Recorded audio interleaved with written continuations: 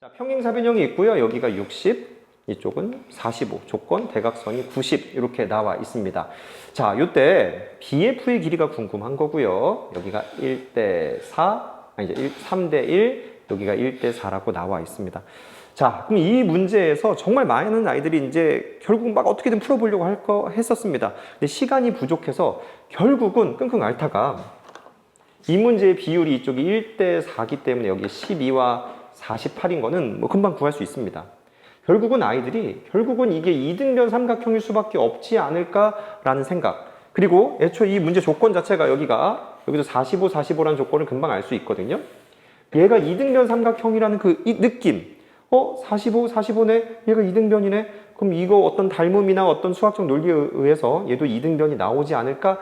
그런 심리에 의해서 최종적으로 답을 다 48로 썼습니다. 논리적이지는 않은 거죠. 이등변이겠지 이런 추측에서 나온 건데 그럼 과연 논리적으로 어떻게 풀어야 되는지 제가 그림을 좀 더 확대시켜서 한번 설명 한번 해보도록 할게요. 조건을 보면 여기가 1대 3이라고 했으니까 이쪽 길이는 15가 되고 이건 얼마가 되죠? 45가 됩니다. 그럼 아까 얘기 드렸다시피 여기 45, 45 때문에 얘가 이등변 삼각형이라는 그게 되게 중요한 거 아닌가라는 그쪽 방향성을 또 제시를 했어요. 그 다음에 여기는 1대 4여서 12와 48인 걸 줬습니다.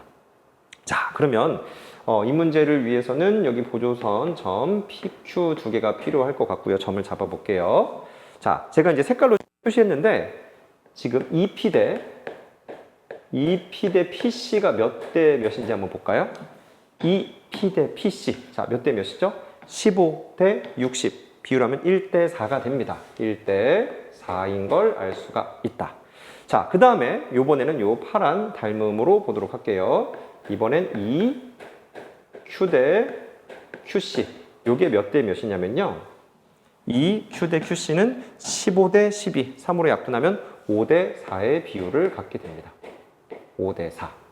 자, 그렇다면 여기 길이가 45라는 길이는 지금 이 두 숫자를 나눈 5조각으로 약분이 되고 9조각으로 약분이 됩니다. 그쵸?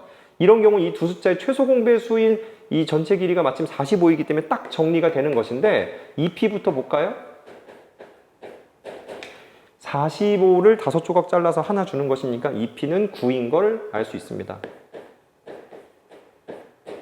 EQ는 45란 길이를 9조각 잘라서 5개를 줬기 때문에 이쪽은 25가 됩니다.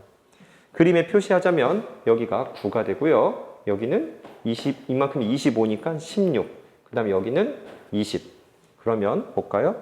9 대 36. 1대 4 맞고요. 25 대 20.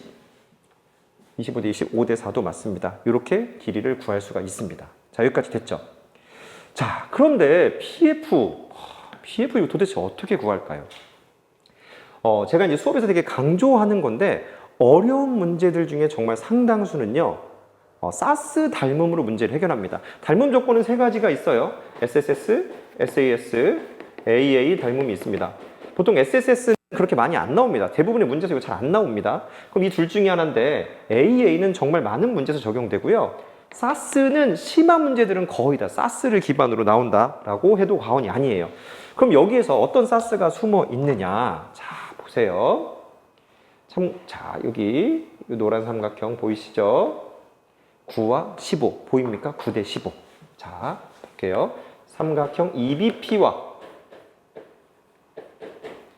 삼각형 EQB에서 두 개를 보겠습니다. 이 노란 삼각형과 이 삼각형을 봤을 때 자, 이 노란 삼각형은 15 대 9의 비율을 갖고 있어요. 15 대 9의 비율과 자, 아직 같은지 모르니까 25 대 15의 비율이 같은지 보겠습니다. 25 대 15. 자, 5로 약분하면 이건 몇 대 몇이에요? 3으로 약분하면 5 대 3, 5로 약분하면 5 대 3. 비율이 같죠? 비율이 같습니다. 자, 15 대 9랑 25 대 9의 비율이 같아요. 그리고 요 각 하나 그냥 내가 알파라고 할까요? 알파라는 각은 공통으로 가지고 있습니다. 그러면 요 두 삼각형에서 요 비율이 성립했기 때문에 삼각형 EBP와 EQB는 무슨 닮음? 사스 닮음인 것을 알 수가 있었던 것이다. 사스 닮음. 자, 여기서도 이제 또 여러 가지 방식이 이제 사스 닮음인 것까지 알았습니다. 사스 닮음인 것까지 알았죠. 그러면 여기에서 사스 닮음인 걸 통해서 이제 각도적인 접근이 있고 몇 가지 방법이 있는데 여기서부터 여기까지 길이가 얼마라고 나왔죠? 90이에요. 90인데 이렇게 리본 닮음은 우리가 아까 전에 1대 4인가요? 1대 4인 걸 알고 있기 때문에 이 비율을 90을 1대 4로 쪼개버리면 여기가 자 90 곱하기 1대 4니까 5분의 1이 되겠죠?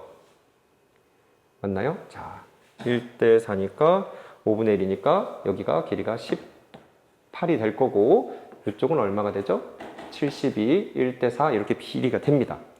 그러면 요 삼각형이 뒤집어져서 커지면서 요 길이가 돼야 안 돼요. 그렇죠?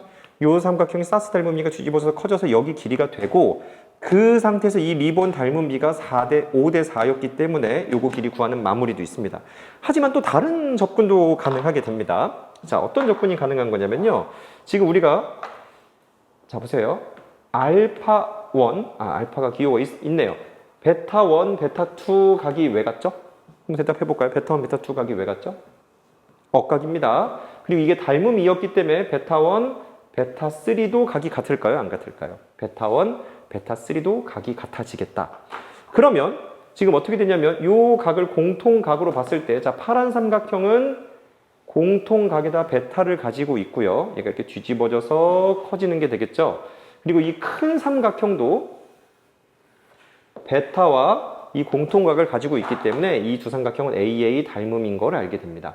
그럼 이 16이 뒤집어져서 커지면서 48과 겹쳐지는 거기 때문에 이 18은 뒤집어져서 커지면 BF와 겹친다라는 것도 알 수가 있게 됩니다. 자, 마무리 한번 해보도록 할게요. 닮음이어서 알게 되는 것은요, 베타1, 베타3가 같게 된다라는 것을 알게 된다. 그쵸? 베타1, 베타3가 같다라는 걸 알게 되는 것이고, 베타1, 베타2는 왜 같다? 아까 억각이더라 라는 걸 알게 됐습니다. 자, 그럼 이제 여기에서 최종적인 마무리로 이 삼각형 BQP와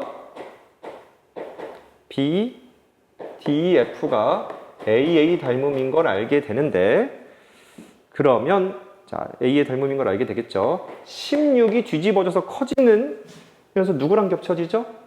48. 그 다음에 여기 있는 18은 뒤집어서 커지면서 BF와 겹쳐지게 됩니다. 3배가 됐죠? 따라서 BF는 길이가 얼마가 됩니까? 54라는 걸 알 수가 있다. 54. 자, 아까 얘기 드렸다시피 여기서 닮음이어서 여기 BQ를 구하고 여기로 가는 방법도 있고 이렇게 있습니다. 근데 일단 이 시험이란 시간도 굉장히 부족하고 그 상태에서 45, 45라는 이 조건이 굉장히 중요할 거다라는 생각 25, 2등변 삼각형 그리고 여기 대각선이 서로 이등분한다는 그쪽 생각 혹시 외심아닌가 이런 생각들에서 좀 이제 이 문제가 좀 어렵게 느껴졌을 수도 있고요. 그 다음에 아이들이 이제 그림 의존과 시간 부족 등등으로 최종적으로 막 헤매다가 마지막에 이게 2등변 아닌가라고 찍으면서 48을 찍은 경우들이 많았다라는 겁니다. 사실은 이제 정답은 5번이 됐었다. 굉장히 좀 어려운 편의 문제가 되겠습니다. 근데 사실 이 문제를 중3의 눈으로 바라본다면 좀 다른 것도 보여요. 중3의 눈으로 바라본다면 이 15의 제곱이 9 곱하기 25가 성립된다라는 거. 15제곱이 9 곱하기 25가 된다는 것은요. 이게 접선 정리의 역이라는 성질을 통해서 한 방에 이 두 각이 같은 것을 바로 찾아내는 중3의 어떤 좀 심화 이론으로도 볼 수가 있습니다. 또 다른 방법으로는요. 이 두 개의 베타1과 베타2와 베타3가 지금 같은 거죠. 이 내용을 통해서 여기가 이렇게 원이 이렇게 그려진다는 성질 P, Q, F, D가 원이 그려진다는 성질도 확인할 수가 있습니다. P, Q, F, D는 원이 그려진다는 말로 공원점이란 말도 씁니다. 결론적으로 이 중3 눈으로 바라봤을 때 또 새롭게 보이는 게 있어요. 이런 식의 이제 학년 초월형 형식이나 그런 것들을 훨씬 선행을 좀 더 한 친구들한테 유리한 문제들이 나오는 현실도 있다라는 부분을 얘기 드리고 싶습니다. 자, 이것에 대한 이제 마무리 보여드리도록 할게요. 자, 그래서 제가 영상에서도 풀이를 했지만 이런 문제들 도대체 어떻게 준비를 해야 되는 것인가, 이런 학년 초월형 정시 문제 변형 이런 게 어떻게 준비해야 되는 것인가, 제 수업에서는요 최종적인 목표를 기하 3단계로 보고 있습니다. 모든 문제를 우리가 다 외울 수는 없는 것이고 근본적인 기하 실력을 높이는 그런 트레이닝적인 게 필요한 거고 그런 것이 바로 이제 목표는 기하 3단계를 가지고 목표로 가지고 공부를 하면 그런 많은 트레이닝이 된다라고 볼 수가 있습니다. 지금 자세히 모든 단계별에 대한 모든 내용을 담을 수는 없지만 이런 것들을 통해서 이제 좀 더 관심이 간다면 찾아보시는 계기가 됐으면 좋을 것 같고요. 이런 기하 3단계는 이 기하 1단계부터 2단계, 3단계, 그리고 3.5, 중간중간 조합까지 여러 단계들 속의 한 과정에 있습니다. 다른 곳에서 공부하는 아이들도 있겠지만 차근차근 1단계부터 이렇게 밟아왔을 때 아이들한테 훨씬 더 많은 트레이닝과 어떤 실력을 이제 만들어 드릴 수 있기 때문에 1단계부터 쭉 이어서 하는 걸 추천드리고요. 제 수업의 기하 수업의 가장 본질은 기하 2단계라고 볼 수 있습니다.